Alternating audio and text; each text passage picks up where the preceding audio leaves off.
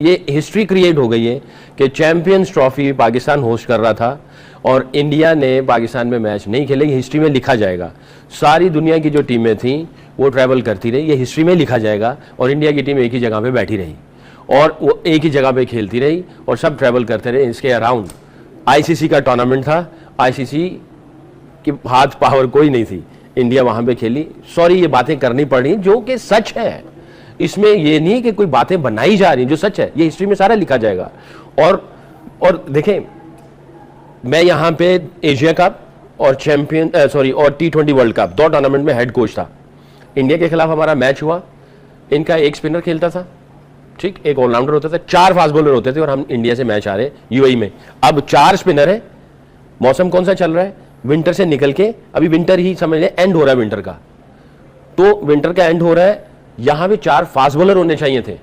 तपती धूप नहीं है, जब तपती धूप होगी, ड्राई पिचेस होंगी तो 4 स्पिनर्स होने चाहिए। नहीं, आप कुछ इसका मतलब ये कि आप ये कह रहे हैं कि विकेट भी अपनी मर्जी की बनवा रहे हैं। यू नेवर नो, बहुत सारी चीजें हो सकती हैं। देखें, ICC is boss, India is power.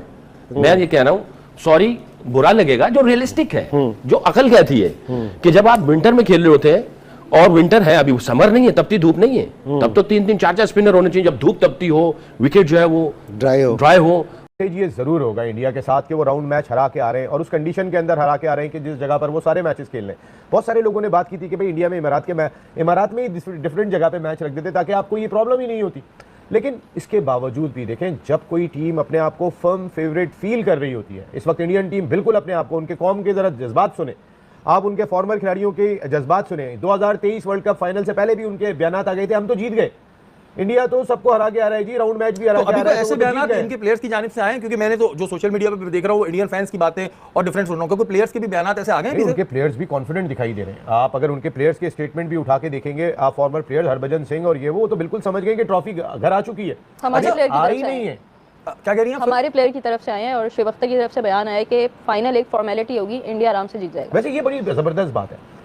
हमारे प्लेयर्स जितनी इंडिया की तारीफ करते हैं, इतने इंडिया के प्लेयर्स भी नहीं करते। अच्छा नसीम भाई, यही बात मैं आ रहा था इस तरफ की, जो मैंने बात की, हमारे यहाँ कुछ प्लेयर्स हैं, मैं क्या नाम लूं, बुरा मान जाएंगे, ज़ाहिर मुझसे तो उम्र में बड़े हैं और मैंने आजकल क्योंकि रमजान ट्रांसमिशन कर रहा हूं तो उसमें सीखा कि बड़ों का अदब करना चाहिए, बिल्कुल, इस वजह से मैं उनका नाम नहीं ले रहा। रमजान के बाद खत्म हो जाएगा, मतलब उनका नाम इस वजह से मैं लेते हुए थोड़ा रुक रहा हूँ। कुछ ऐसे प्लेयर्स हैं जो इंडिया की इतनी तारीफ करते हैं, व्यूज के चक्कर में वहां भी जाते भी हैं, उनके शोज में भी बैठते हैं, तो क्यों नसीम भाई इतना ज्यादा क्यों? मतलब भाई हमने कल के शो में बड़ा खाका खींचा था। ये जो 90s के क्रिकेटर देखे ना, किसी को जोकर करार दिया जा रहा है जो इस वक्त टीम के हेड कोच है, आप बाकियों को भी देखेंगे कि जो काम करेंगे। लेकिन न्यूजीलैंड के पास भी अच्छे स्पिनर है। अगर न्यूजीलैंड की टीम अच्छी है, अपने स्पिनर्स के जरिए इंडिया को काबू करे, मैच जीते, इंडिया ने उन एडवांटेजेस को अपने फायदे में लाए। लेकिन जब मेंबर बोर्ड बोलते हैं, जब ये शेड्यूलिंग हो रही होती है, उस वक्त मेंबर बोर्ड क्यों नहीं बोलते? उस वक्त शील्ड बैरी ने जो आर्टिकल लिखा है, उन 3 जर्नलिस्टों में से, उन 3 लोगों में से जिसने 400+ टेस्ट मैचेस कवर किए हैं, बहुत एक्सपीरियंस आदमी है।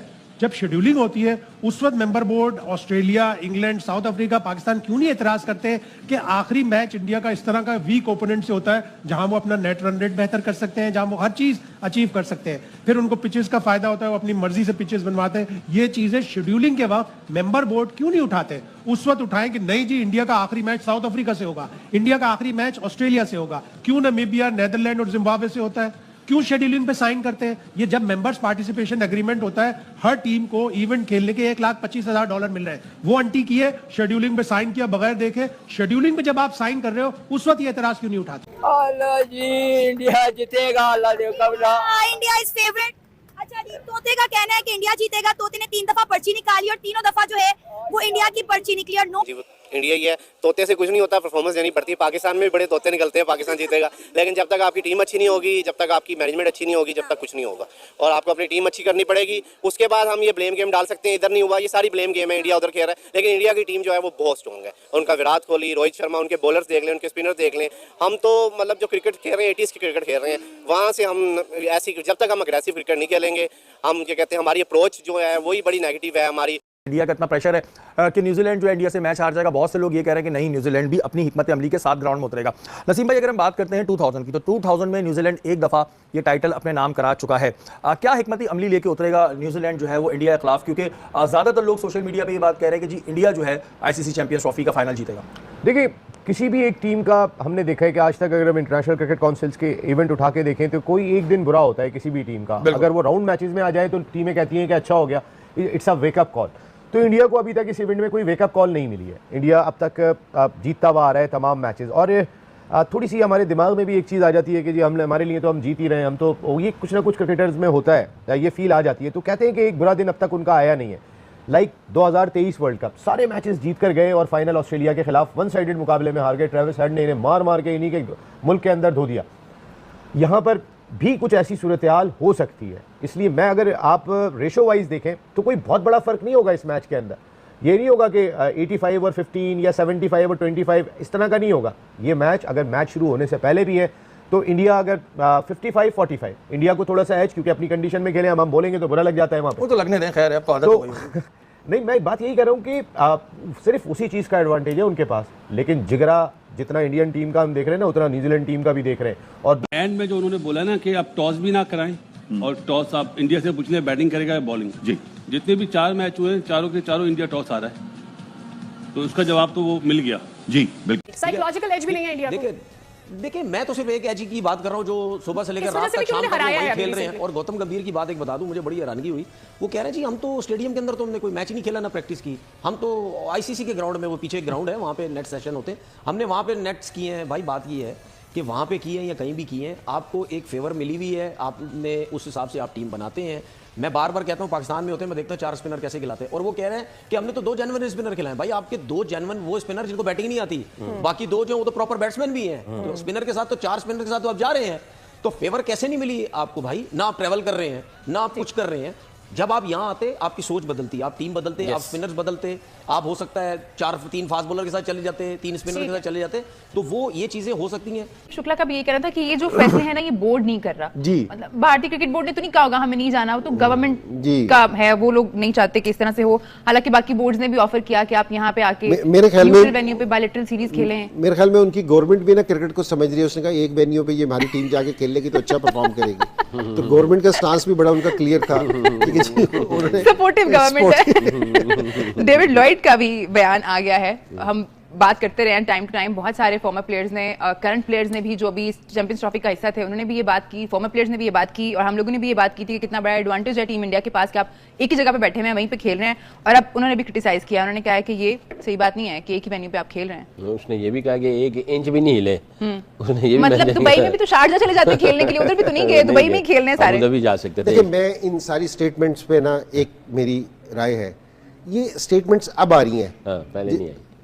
जिस टाइम ये 8 टीमों में से 7 टीमें पाकिस्तान आ रही थी, सॉरी माजरत, तो उस टाइम ये शोर क्यों नहीं मचा कि जी इसको आना चाहिए। अब जिस टाइम इनको, अब जरा हमारी तकलीफ का अंदाजा जरा अब लोगों को हुआ है, तो अब सारों की ना चीखें निकल रही हैं। पाए जा रहे होते हैं कि यानी कि ग्राउंड फिक्सिंग, पिच फिक्सिंग, और उसके बाद फिक्सिंग भी लगती है मुझे तो। वो अब तो खैर वो जो जब से आपने बोला था रोहित, जो भी कॉइन उछालते सारे हार ही तो रहे, अब कौन सी फिक्सिंग दिखाई दे रही है? लेकिन जीत रहे हो तो समझ में आए। 476 डेज हो गए। लेकिन वो पहले कॉइन जब उछालते थे वो उस बॉक्स में नहीं गिरता था, आगे चला जाता था। मैच रेफरी उठाते थे, India you one the toss, मकसद है वो पहले किसी को भी नजर नहीं आता था। लेकिन तो आपका ये कहने का मकसद है कि इजारादारी इस तरह खत्म नहीं हो सकती, सवाल ही पैदा नहीं होता, इस तरीके से खत्म नहीं हो सकती। और अगर कोई ये सोच रहा है मॉडर्न डे क्रिकेट के अंदर कि आप बेहतर अंदाज से अपनी हिकमत अमली को तरतीब दें कि जहां पर आप अपनी रिस्पेक्ट के साथ अपनी रिस्पेक्ट को बना सकें ICC में। बिल्कुल जी, रिस्पेक्ट बहुत जरूरी है, और जितनी भी टीम्स हैं वही बात तो करती हैं, लेकिन फिर वही वाली बात है कि जब पैसों की चमक दिखती है, मैं दूसरी कंट्रीज की बात कर रहा हूँ, जब उनको पैसों की चमक दिखती है तो वो वहाँ पे चले जाते हैं। तो इंजमाम भाई की बात तो चाहे अपने तौर पर ठीक है, लेकिन इस पर अमल मुश्किल है। वक्त भारत को मेरे ख्याल रोहित ने भी बोला एक 2 बार टास्क पे हम मुसलसल इधर खेल रहे हैं और हमें काफी अवेयर हो गई इनकी विकेटों की, और ग्राउंड क्या सारा पता चल जाता है। और ऊपर से कोई ट्रैवलिंग नहीं है, कोई प्रेशर नहीं है, कोई फटीग नहीं है, आप मैच खेलते हैं वापस। नहीं, उन्होंने मगर साथ साथ ये भी बोला है कि हर विकेट अलग है, और हम जो प्रैक्टिस करते हैं वो दुबई अकेडमी में प्रैक्टिस करते हैं, और अकेडमी की पिचेस इंटायरली डिफरेंट हैं जो हमें दुबई स्टेडियम में पिचेस मिलती हैं। ये गौतम गंभीर ने भी कल बात की। ये ऑलरेडी 4 मैच वो खेल गए, 4 डिफरेंट विकेटों पे खेल गए, उनको सारा पता है उधर क्या हो रहा है। 2 विकेट पे खेले हैं, सिमिलर खेल रहे हैं। जो साउथ अफ्रीका वाली, जो बांग्लादेश और इंडिया की विकेट थी ना, वो और जो इंडिया और न्यूजीलैंड की विकेट थी, that was a similar wicket. जो पाकिस्तान वाली विकेट थी और जो एक और मैच इनका हुआ बांग्लादेश का, न्यूजीलैंड वो वाली दो, ऑस्ट्रेलिया और पाकिस्तान वाली जो मैच थी वो सेम पिच थी, और न्यूजीलैंड और साउथ अफ्रीका वाली जो थी वो सेम पिच थी। ऐसे कुछ ज्यादा फर्क है नहीं, बेसिकली एक ही है। दुबई में क्या चेंज हो जाता है, एक ही वेदर रहता है वहाँ, मट्टी भी वही है। कोई इतना, या तो आप डिफरेंट जैसे कंट्री होती है ना, कोई आप ऑस्ट्रेलिया इंग्लैंड में खेल रहे हैं तो डिफरेंट आप सिटीज में जाते हैं, डिफरेंट विकेटें मिलती हैं। दुबई शारजा भी हो जाता है, पाकिस्तान में भी इवन डिफरेंट मिलेगा आपको। लाहौर में कुछ और था, कराची में कुछ और था, बिल्कुल वेदर में फर्क है। आप देखो कराची थोड़ा गर्म है, यहाँ थोड़ा ठंडा मौसम है। इसी तरह पेशावर चले जाए, पिंडी चले जाए, थोड़ा डिफरेंट आता है। दुबई और शारजा हो जाता है तो सेम है, उसमें कुछ चेंज आती ही नहीं। देखिए इस टीम को ऐसे एडवांटेज की जरूरत नहीं है। बड़ी मेरे ख्याल से नंबर 1 टीम है, प्लेयर्स हैं, परफॉर्मर हैं। ऐसे काम करने से प्लेयर्स का भी नाम खराब होता है। जो रेपुटेशन बनी हुई है एक सुपरस्टार्स की, वो भी खराब होती है। फिर दुनिया के सारे प्लेयर्स बात कर रहे हैं, उनके अपने प्लेयर्स भी ये बात कर रहे हैं, इससे बड़ा फर्क पड़ता है। और मेरे ख्याल से आईसीसी इवेंट सब टीमों को एक जैसा ही ट्रीट करना चाहिए, वैसा ही खिलाना चाहिए जैसे बाकी टीमें खेल रही है। एक टीम को आप ऐसा एज देंगे तो फिर डेफिनेटली बातें तो फिर निकलेंगी। दोस्तों, अगर आपको ये वीडियो ज़रा भी पसंद आई है तो प्लीज़ वीडियो को लाइक ज़रूर करें, और क्रिकेट के हवाले से पाकिस्तानी मीडिया का रिएक्शन देखने के लिए आपके अपने यूट्यूब चैनल हिंदुस्तान प्राइड को सब्सक्राइब ज़रूर से कर लें।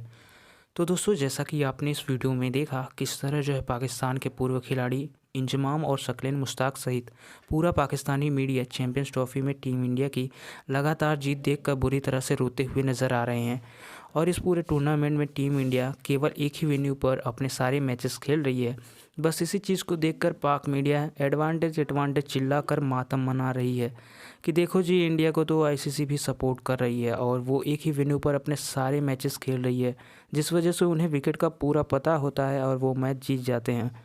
दोस्तों, जब से पाकिस्तान इस टूर्नामेंट से बाहर हुई है और चैंपियंस ट्रॉफी का फाइनल भी पाकिस्तान से बाहर हुआ है, तब से इन पाकिस्तानी मीडिया का मानसिक संतुलन पूरी तरह से बिगड़ गया है और ये बस किसी चीज़ का बहाना ढूंढते हैं कि किस तरह टीम इंडिया को टारगेट किया जाए।